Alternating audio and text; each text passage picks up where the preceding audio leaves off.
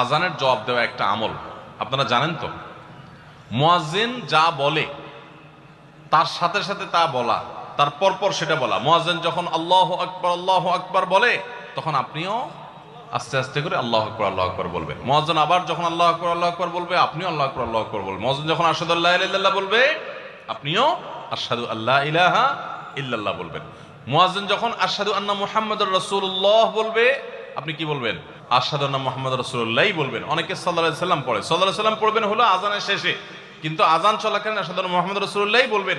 সহিহ মুসলিমের আজানের জবাব দেওয়ার অধ্যায়ে পরিষ্কারভাবে নবী সাল্লাল্লাহু আলাইহি ওয়াসাল্লাম শিক্ষা দিয়েছেন। ইমাম মুয়াজ্জিন যখন বলবে ইযা ক্বালা আশহাদু আন্না মুহাম্মাদুর রাসূলুল্লাহ ফাকুলু আশহাদু আন্না মুহাম্মাদুর রাসূলুল্লাহ, তখন আমরা আশহাদু আন্না মুহাম্মাদুর রাসূলুল্লাহ বলবো। এরপর হাইয়া আলাস সালাহ হাইয়া আল ফালাহ যখন বলবে তখন লা হাওলা ওয়ালা কুওয়াতা ইল্লা বিল্লাহ বলবো।